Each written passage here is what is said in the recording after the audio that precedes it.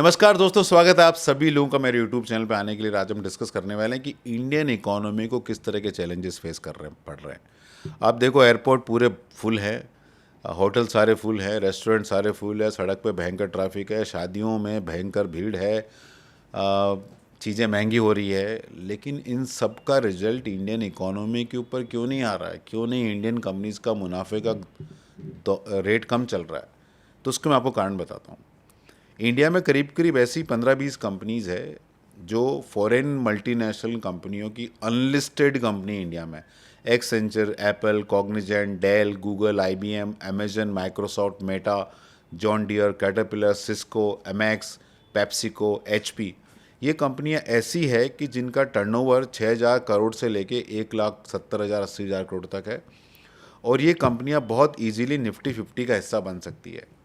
और इन कंपनी का revenue growth करीब करीब 20% के ऊपर है, और जबकि निफ्टी का रेवेन्यू ग्रोथ उससे आधा है पिछले 3 साल का। अगर 5 साल के हम डेटा लें, अगेन इन कंपनियों का अर्निंग ग्रोथ 20% के ऊपर है और निफ्टी का अर्निंग ग्रोथ सिंगल डिजिट के अंदर है। इसका मतलब इंडिया में जो बहुत सारा एक्शन हो रहा है, कुछ ये कंपनियां तो अपना इंटरनेशनल काम करती है, लेकिन बहुत सारा काम ये इंडिया में भी करती है, इंडिया में प्रॉफिट कमाती है, लेकिन उसका हिस्सेदारी इंडिया को नहीं मिलता है।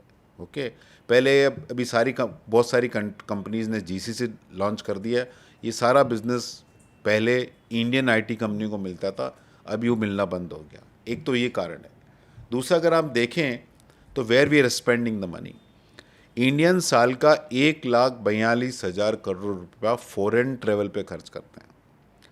That is equal to India's entire building material market, मतलब lamination, tiles, plywood, etcetera etcetera. ये इतना पैसा जो इंडिया का पूरा साल का बिल्डिंग मटेरियल प्रोडक्ट का मार्केट है, वो पैसा हम फॉरेन ट्रेवल में खर्च करते हैं। उसमें इंडियन कंपनी, इंडियन इकोनॉमी को कुछ फ़ायदा नहीं होता है। एप्पल ने पिछले 5 सालों में 2 HUL खड़ी कर दी है टर्नओवर के बेसिस पे। ओके, इंडियंस ने करीब करीब पिछले 3-4 सालों में 2,20,000 करोड़ के आसपास F&O में नुकसान किया है, and that is half of consumer staple market. और ये पैसा गया कहाँ? Most of this money is accrued to STT में गया पैसा, NSE का प्रॉफिट बना है, स्टॉक ब्रोकर का पैसा बना है, लेकिन बड़ा पैसा जैन स्ट्रीट जैसे हेज फंड ने इंडिया से उठाया है, 40-40 हज़ार करोड़ रुपया। लाइव कंसर्ट का मार्केट है 21,000 करोड़ रुपया, और ये सारा का सारा पैसा, most of the money goes to international companies only. और इसका रीज़न क्या है? इसके 2-3 बहुत बड़े रीज़न हैं। एक रीज़न है कि इंडिया के अंदर profit is a bad word. Entrepreneurs are चोर, व्यापारी चोर हैं, प्रोफेशनल चोर है। ये माइंडसेट है, ये माइंडसेट बदलना पड़ेगा। गूगल ने इतना बड़ा इन्वेस्टमेंट किया क्योंकि गूगल को मालूम है कि वो पैसा बनाएगा, क्योंकि उसको पैसा बनाना अलाउ किया जाएगा। इंटेलेक्चुअल प्रॉपर्टी राइट बहुत स्ट्रांग है, इसलिए लोग R&D के अंदर पैसा डालते हैं। इंडिया में क्या है, हर चीज़ को सस्ता कर दो, हर चीज़ को सस्ता कर दो, हर चीज़ को सस्ता कर दो, किसी को पैसा बनाने मत दो। और जो माइंडसेट पर्टिकुलरली ब्यूरोक्रेसी का है कि वो रोड ब्लॉक क्रिएट करते हैं rather than become enabler in the businesses, तो वो माइंडसेट चेंज करने की ज़रूरत है। प्रॉफिट को बैड वर्ड से हटाने की ज़रूरत है। सोशलिस्ट माइंडसेट से हमको निकलने की ज़रूरत है। इन चीज़ों पे ध्यान देना पड़ेगा। माइंडसेट हमको बदलना पड़ेगा कि entrepreneurs are job creator in this country. Since independence central government ने करीब टोटल 75 लाख जॉब क्रिएट किए हैं, 75 लाख सिंस इंडिपेंडेंस। बाकी सारे जॉब्स कहाँ से आए? तो पॉवर्टी रिडक्शन का one of the best solution is to create employment. अगर आप फ्री खाना देते रहेंगे, फ्री राशन देते रहेंगे, फ्री इलेक्ट्रिसिटी देते रहेंगे, तो आप बेकारी का नशा लोगों के अंदर पैदा कर रहे हैं। ये करना चाहिए, वल्नरेबल सेक्शन ऑफ सोसाइटी के लिए करना चाहिए, लेकिन ये लिस्ट बड़ी होती जा रही है। आप उनको दो, लेकिन एक सर्टेन कंडीशन फुलफिल करने के बाद लोगों को दो, तो उनको भी मेहनत करने की एस्पिरेशन हो। तो ये बहुत ज़रूरी है कि इंडिया के अंदर हम इन 4-5 बड़ी चीज़ों पे काम करें और ग्लोबल एक्सपर्ट्स की कम सुने। ग्लोबल एक्सपर्ट ने 20-30 सालों में आके हमको बोला कि source from the cheapest place, तो हमने क्या किया कि सारी की सारी अपनी मैन्युफैक्चरिंग ख़त्म कर दी, सारा माल चाइना से आने लग गया। और ये हुआ क्यों? क्योंकि ग्लोबल एक्सपर्ट आके बोलते, तो global experts are representative of global companies, और उन कंपनी ने चीन में जाके अपना सेटअप किया and they didn't want any competition for them. लेकिन चाइना उनसे भी होशियार निकला, चाइना ने उनको भी पीछे छोड़ दिया।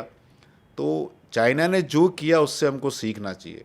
चाइना ने न एक्टिविस्ट की सुनी, न एनजीओ की सुनी, न इन्वायरमेंटल्स की सुनी, न ग्लोबल एक्सपर्ट्स की सुनी। उन्होंने कहा कि जो हमारे इंटरेस्ट में हम काम करेंगे। इसलिए आप देखो गूगल, माइक्रोसॉफ्ट, अमेजन, कोई कंपनियां चाइना में अलाउड ही नहीं है।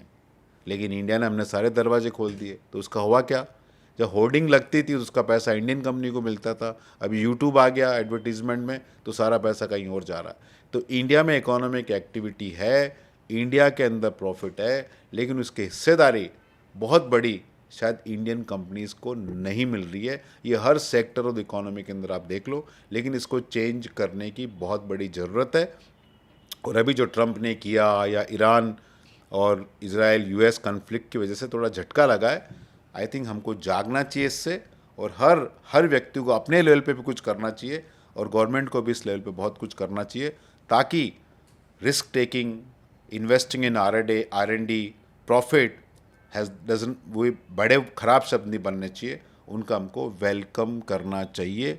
और जो कहानी चालू होती थी ना, एक गांव में एक गरीब ब्राह्मण रहता था, एक गांव में गरीब किसान रहता था, वो चेंज होना चाहिए ना। एक गांव में एक बहुत अच्छा किसान रहता था, एक गांव में बहुत अच्छा ब्राह्मण रहता था, एक अच्छा फैमिली वाला रहता था। कहानी की शुरुआत यहाँ से होनी चाहिए। पॉवर्टी को ड्रामेटाइज या मार्केट करने की कोशिश नहीं करनी चाहिए। पॉवर्टी को हमको दूर करने की कोशिश करनी चाहिए। उसमें यंग सिटीजन को पार्टिसिपेशन का मौका देना चाहिए।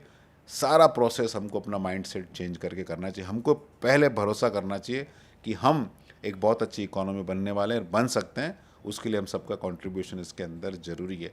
दोस्तों, वीडियो सिर्फ और सिर्फ एजुकेशन पर्पजेज़ के लिए। आपको कहाँ इन्वेस्ट करना, कहाँ नहीं करना, अपने म्यूचुअल फंड डिस्ट्रीब्यूटर से कंसल्ट करें। Mutual fund investments are subject to market risk. Please read the offer document carefully before investing.